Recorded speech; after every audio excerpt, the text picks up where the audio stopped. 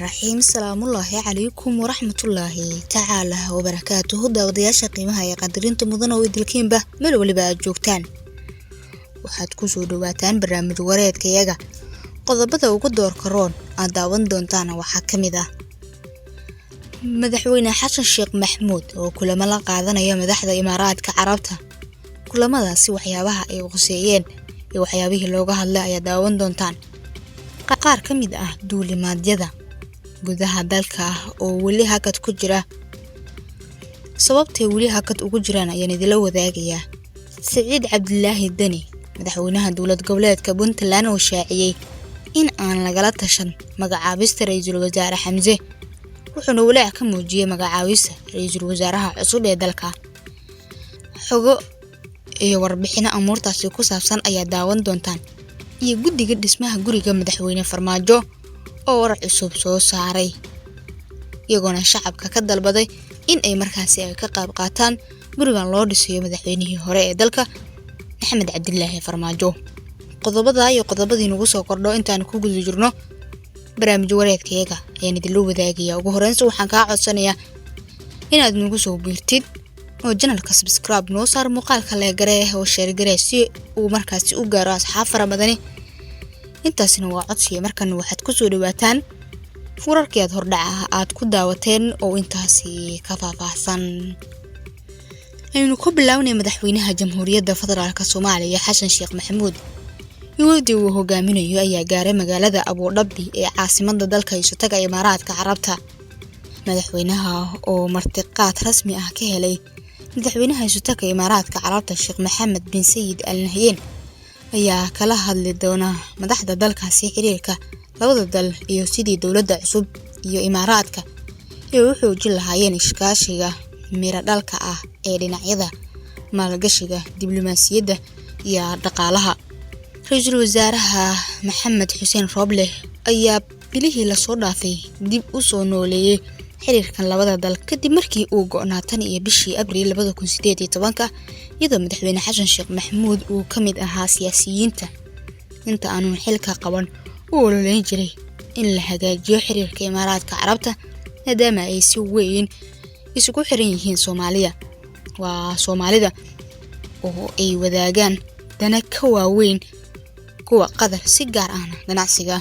dhinaca kalena waxaa maanta oo Isniin ah wali hakad ku jira duulimaadyada gudaha dalka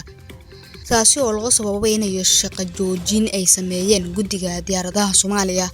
war-saxaafadeed ka soo baxay ururka diyaaradaha Soomaaliya ayaa lagu sheegay in maanta ay taariikhdu tahay 19 Juun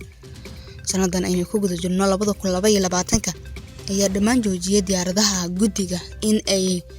ku kala safraan gobolada dalka guddiga ayaa ku eedeeyay hay'adda duulista rayidka inaysan u muuqan mid isku xil saartay badqabka rakaabka iyo diyaaradaha dalka ka shaqeeya wararka ayaa sidoo kale ay ku sheegeen guddiga in amniga garoomada dalka uu faraha ka sii baxayo mudooyinkii la soo dhaafay maanta ayaana jirin ilaa hadda wax diyaarad ah oo garoonka aadan cadde ka baxay ama yimid kuwaasi oo ku kala goosha gudaha gobolada dalka barnaamij wareedkayaga ayaa daawanaysan markan madaxweynaha dawlad goboleedka Puntland Saciid Cabdillaahi Dani ayaa markiisii ugu horeeyay si faahfaahsan uga hadla magacaabista ra'iisul wasaaraha cusub Xamse Cabdi Barre kaasi oo la horgeyn doona baarlamaanka Soomaaliya Saciid Cabdillaahi Dani madaxweynaha dawlad goboleedka Puntland ayaa shaaca ka qaaday in aanan wax wada tashi ah lagala sameeynin magacaabista ra'iisul wasaaraha cusub oo ka soo jeeda Jubbaland isagoona walaac ka muujiyay arintaasi sidoo kale waxa uu tilmaamay inuu cabasho ka muujiyo sida uu dhaqmay markii uu madaxweynaha Soomaaliya Xasan Sheekh Maxamuud magacaabay ra'iisul wasaaraha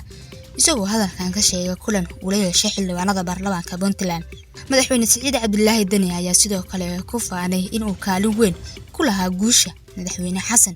ee doorashadii 15 May ka dhacday magaalada Muqdisho hadalkan ayaa ku soo aadayay iyadoo Puntland hore ugu hambalyeysay ra'iisul wasaaraha magacaaban kadib war-saxaafadeed ka soo baxay madaxtooyada maamulkaasi inkastoo haatan hadalkan ka soo baxay Dani uu muujinayo in uu guul dareysay laba isku day oo midi ahaa in isaga loo magacaabo ra'iisul wasaaraha ama qof ka soo jeeda Puntland. tan ayaa sidoo kale muujinaysa in Siciid Cabdulaahi Dani oo dhawaan ku laabtay Puntland uu khasaare kala kulmay doorashada Soomaaliya gaar ahaan damcii ahaa hoggaanka filla Soomaaliya wuxuuna safarkaasi gunaanad u ahaa dagaal qaatay muddo 2 sano. dagaalkan oo uu ku raadinayay fooqa ugu sareeya xukunka Soomaaliya ayaa ku soo dhamaaday in Siciid iska iimaansado hoggaankiisa dowlad goboleedka Puntland. gabagabada barnaamij wareedkayaga ayaan ku sii saqeynaa markan haddii aan soo qabtana qodobka ugu dambeeya ee barnaamij wareedkayaga. guddiga isku xirka ololaha mahadsanid madaxweyne ee guriga loogu dhisayo madaxweynihii hore ee dalka Maxamed Cabdilaahi Farmaajo ayaa maanta ka warbixiyay halka uu marayo ololahaasi. Cabdirashiid Duqe oo ka hadlay aniraade afka guddiga ayaa sheegay in uu meel aad u wanaagsan marayo ololaha guriga loogu dhisayo Farmaajo isagoo xusay in qof kasta oo wax ku darsaday ololahaasi ay keediyaan magacyadooda. sidoo kale waxa uu ka codsaday injineer kasta ee Soomaaliyeed oo doonaya in ololaha ugu qayb qaato naqshada ama hindisaha guriga Farmaajo inuu si toos ah u soo gaarsiiyo guddiga isku xirka ololaha mahadsanid madaxweyne. guddiga isku xirka ololaha mahadsanid madaxweyne ee guriga loogu dhisayo madaxweynihii hore ee dalka Maxamed Cabdilaahi Farmaajo ayaa maanta ka warbixiyay halka uu marayo ololahaasi. sidoo kale waxa uu ka codsaday injineer kasta ee Soomaaliyeed oo doonaya in ololaha ugu qayb qaato naqshada ama hindisaha guriga Farmaajo inuu si toos ah